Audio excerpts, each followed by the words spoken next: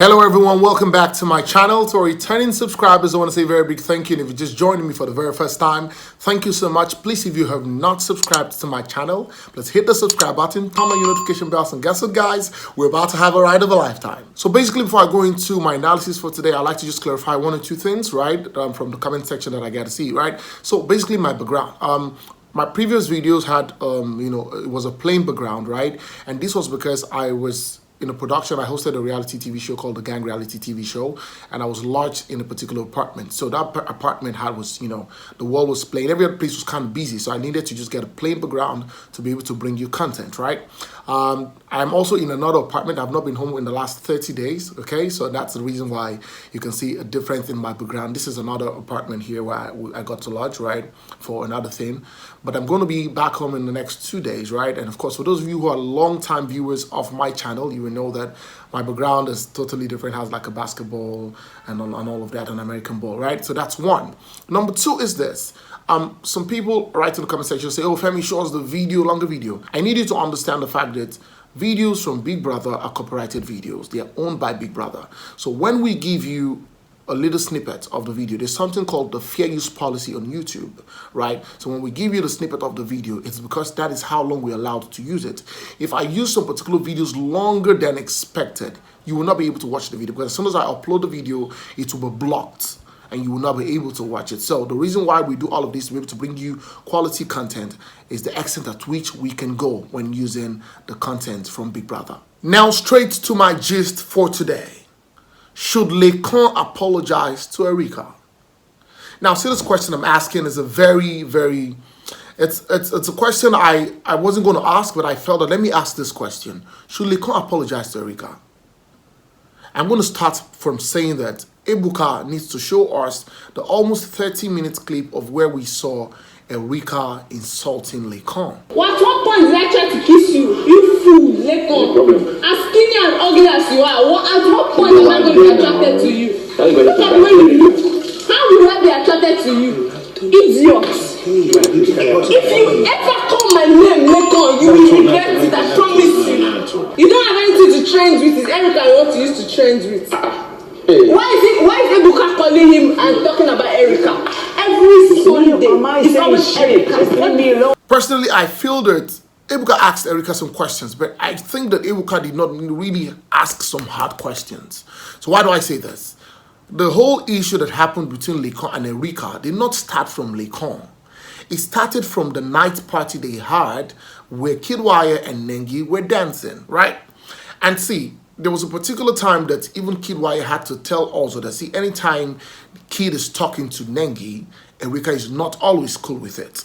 And that was how it started. That was where the madness started. Like that was where Erica really started feeling angry about whatever was happening that night. Number two, she drank alcohol. I'm not going to ignore the fact that Laycon and Erica were already having issues before that time. I'm also not going to ignore the fact that Ebuka had asked Erica and Laycon about the kissing situation and how Laycon was talking to you about the fact that maybe Erica tried to kiss him and all of that. But the honest truth is this. We saw videos where Erica tried kissing Laycon and Laycon didn't kiss her back. And that is the truth. If you follow the show very well, that is the honest truth. Yes, Erica must have been drunk. They were in the heat of the moment. There was a particular time. There was one shot we saw where Erica tried kissing Laycon and he swerved it. He didn't kiss her.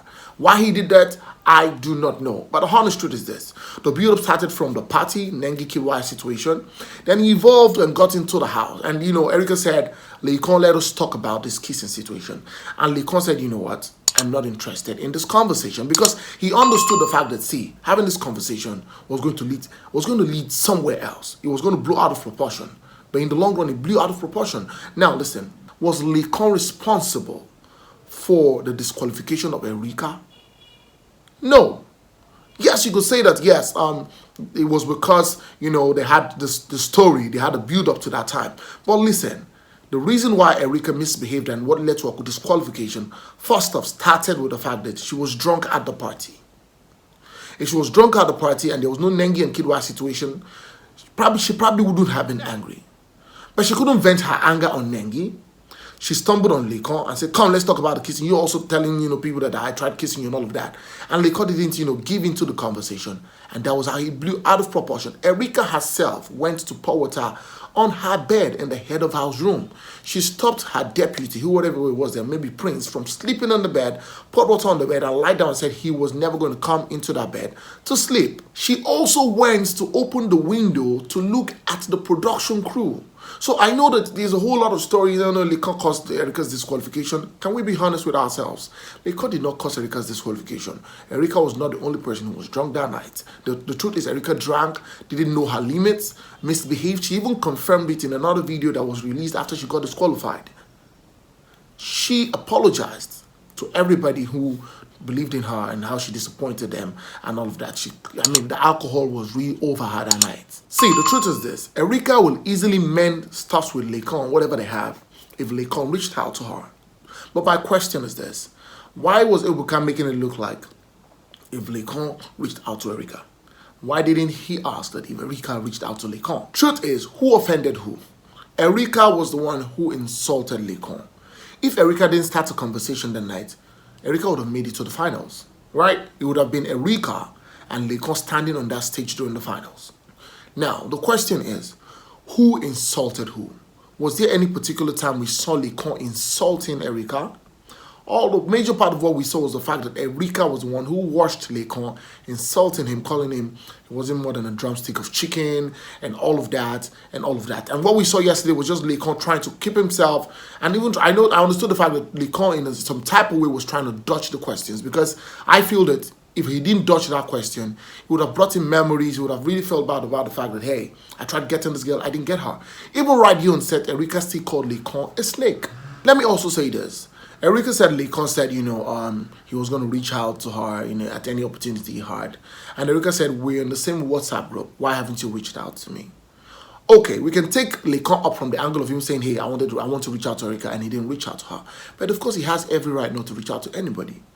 Did Erica also reach out to Laycon? The truth is Erica seeing it from the standpoint of, okay, I insulted this guy. What they had to do in the house was a game. If Laycon's strategy was to get people pity him, fine. If Erica's strategy was, to be with Kidwire, fine. But this is the honest truth. Laycon had no inkling of whatever was going on outside till the final day. He got outside of the house and started hearing people saying, oh, he was trying to make people pity him. I do not think so. If you're inside the Big Brother house, you have no idea of whatever is going on. You're just living your life. So if, Laycon felt, he chickened out of the whole pursuit of Erica and all of that and felt pity for himself, and maybe people started pitying him, it was never his fault that people were pitying him. He was just being himself in the house. Is Erica seeing it from the standpoint of, I insulted this guy. I was high on alcohol. I poured water on the head of house bed. Is Erica really seeing the fact that she did wrong to Laycon? Yes, you want to say, okay, did Laycon also do wrong to Erica? I want to know what wrong Laycon did. Was it the kissing part? The truth is, if it's the kissing video, there was a particular point where Erica was trying to kiss Laycon and we saw it, right?